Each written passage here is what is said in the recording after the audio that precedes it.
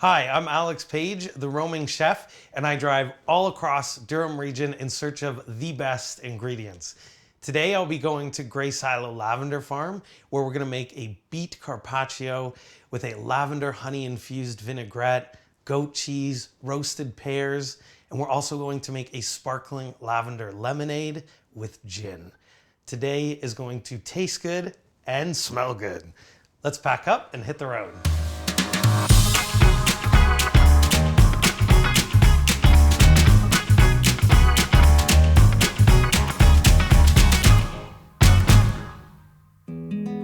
I'm really excited to cook in the barn at Dave and Michelle's lavender farm today. It's bright, open, and their lavender field is just outside the open barn door. They both work really hard at maintaining a diverse farm, so I'm happy to spend an afternoon there to cook a nice meal for them using their own lavender. Dave, how's it going? Good, you? Hey, Alex. Michelle, how's it going? Good, how are you doing? Good. You guys are busy working? Yeah, just thanks for coming. finishing raking some hay. Oh yeah, you still have to do the lavender too, huh? We've harvested most of it, everything that we can use for our products and our dried bouquets. And then what's left that you see here right now, Dave's going to be using it to distill to make our own essential oil. Did you get a still? We did. Oh, awesome. Yes. I'm gonna have to check that out when we go inside. Yes, absolutely. Oh, and I need pears and I forgot to bring them. We have pear trees. Just happened to grow pears as well. So I'm gonna set up a kitchen. I will go grab the pears. You guys grab me some lavender, and then we're gonna have lunch.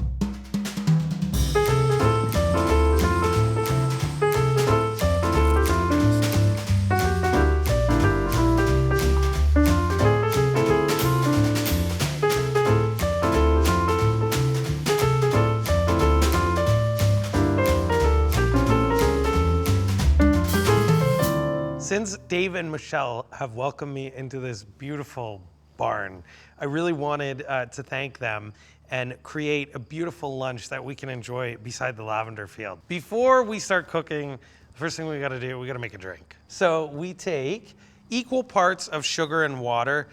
It doesn't have to be like measured right down to a science. Over high heat. And all we're doing here, we just want to melt the sugar. That is it. To make this a lavender simple syrup, I am going to use some dried lavender that's actually hanging above me while I'm cooking, which is really cool. Whenever you're cooking with dried herbs, you will want to use less than fresh if you're following a recipe. All right, so we can see inside of our pot that sugar has just melted. And now what we're going to do, if you've ever worked with like dried oregano, how we kind of do that, we're doing the same thing here, and we're just getting, well, we're attempting to get most of those lavender buds into the pot. I'm doing a really good job of getting it everywhere but the pot. So we add that dried lavender in there, right away the aromas jump out of that pot. It almost has a citrusy vibe to it, which I think is why it works so brilliant with lemonade. The longer this steeps, the more lavender flavor you're going to get out of it. So I would like to steep mine for about 20 to 30 minutes. I'm just gonna juice a couple lemons into my jug here. So we've juiced our lemon in here. Obviously we want to add more water than lemon juice to counteract that tartness. So we're just gonna go ahead in plain chilled water. And then now the only thing left to add to this is our simple syrup that has been steeping. You can totally strain this mixture. However, I think like if a couple lavender buds go into your lemonade, I mean, we're at a lavender farm, so. Whenever you're making lemonade, you adjust for sweetness. For me personally, I like mine a little more tart, less sweet, but you would just take a sip and try. So I'm gonna give this a good old swig.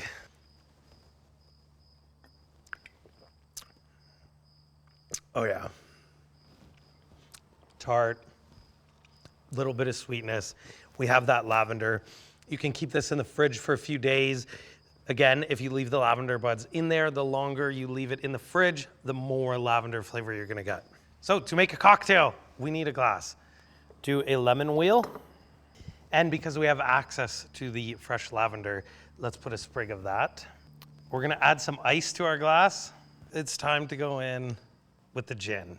I have one that's actually infused with hibiscus and rose. This kind of just plays in with this whole floral vibe that's going on at the lavender farm, right? Then we top that off with our lavender lemonade.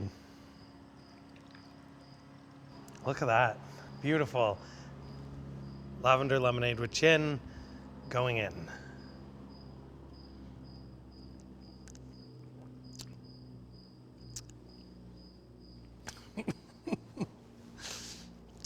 All right, I might keep this one. I'll make an extra one for Dave and Michelle.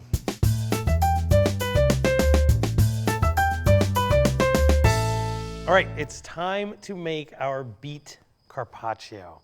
So this is normally made with beef, but we are using beets. They have a beautiful earthy flavor. And so we'll slice them really nice and thin, and we're gonna top those with some pears. Normally I would roast these. Unfortunately, they don't have an oven in this 150-year-old barn. So we are going to use a frying pan. If you were making this at home, you would cut the pears the same way, toss them with a little bit of olive oil, salt, pepper, and honey, and I mean, why not some dried lavender?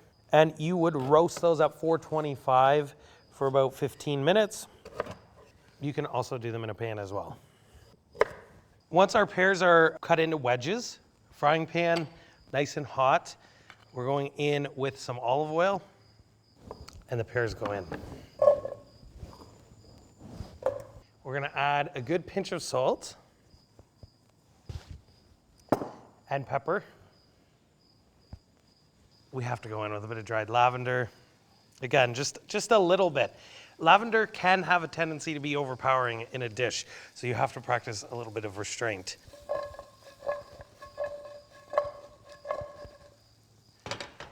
I'll make sure this is all evenly coated, and what we'll do as these pears cook, towards the end of the cooking time, we'll add a little bit of honey. If we add the honey to the pan now, it can burn on us. So we'll let those pears almost get cooked. Then we'll add in a nice spoon of Dave's lavender honey, and that will caramelize and give a beautiful color to these pears. These look great, they smell great. While those are going, we'll prep our other ingredients for our salad. With the beets, I'm just gonna take those little tails off. I've given them a good wash. You can use a microplane or a really sharp knife, and we're just gonna thinly slice them to expose that beautiful color. Today, I'm just using red beets. However, if you have access to golden beets or candy cane beets, definitely use those in this dish. Whenever you're working with a microplane, watch what you're doing. All right, really, really beautiful color on the pears. They've started to soften a little bit. I still want to leave a bit of texture, so we're not going to overcook them. And now, I mean, pure, raw, unfiltered honey.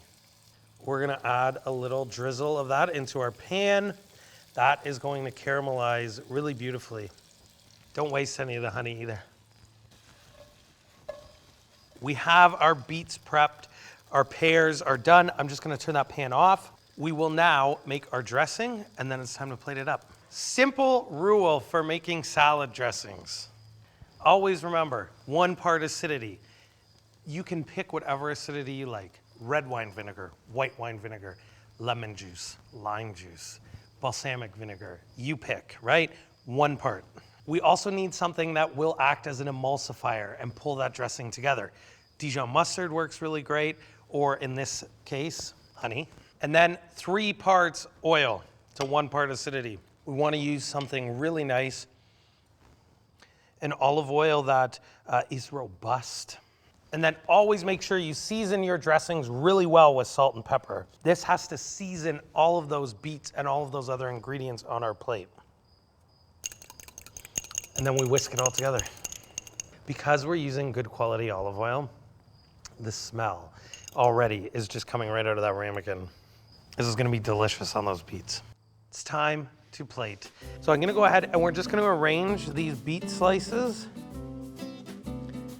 onto our plate. I mean, look at the color of them. They're beautiful. So we've scattered our beets down there. We'll now take our pears and we can sort of just place a few of them atop the beets. Let your artistic juices flow while you do this. Next, goat feta. So this is made within like half an hour drive from here. It has sun-dried tomato and basil. I love how salty it is. It's also fairly creamy. It works so well with all the elements on this plate. Micro greens, not just a chef's best friend for plating, they do pack such an incredible, almost spicy kick to a dish, or peppery, if you will.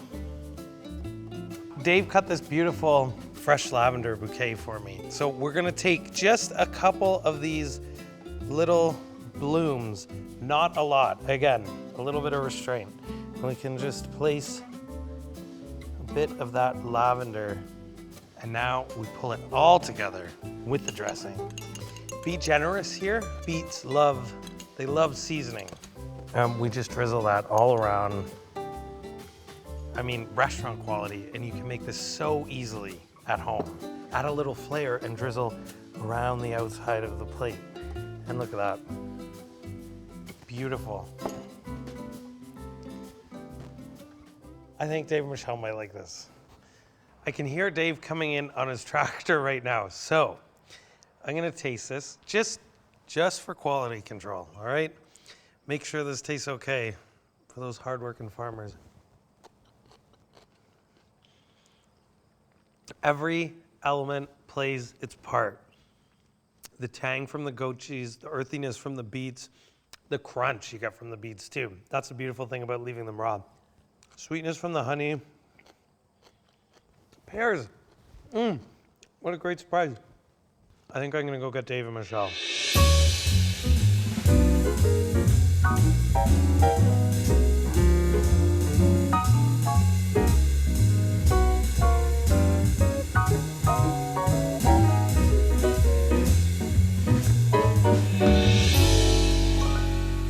Welcome to your barn. Drinks? Oh, thank you. Yes, please. Yeah, so I know you guys are working hard, so there is gin in this. Thank you. Ooh. Okay? Cheers. Cheers. And Thank you. lavender lemonade. Cheers. Thank you so much. I love it. I normally Really good. don't like gin, but this is fantastic with this. It's so good. Good. I made for you a really nice Thank beet you. salad with some nice. of your honey Beautiful. and some of that lavender bouquet. Ladies first. This is so pretty. I'm gonna eat with you. Need that more. Oh my gosh, it was so good. I know Dave loves beets, so I thought this was great. The flavors in this are incredible, Alex. And your pears? Honestly, Really how good good. are the pears though? So good. I love it. It's so good. It's so amazing to see that you've put in our honey, the lavender, and the pears all mixed in together. Like, it's just Works incredible. nice, yeah. Yeah. Really good. Trying to stab the beet. Big mouthful. They're actually really good. See? So Alex can get you to eat beets. Alex, you've accomplished a And lot. drink And gin. drink gin. Exactly, right? Thank you so much for coming, and please come again, and you're more than welcome to come and make us something again. Perfect. Thank you. I'm Alex Page, the roaming chef, and I will catch you at the next farm.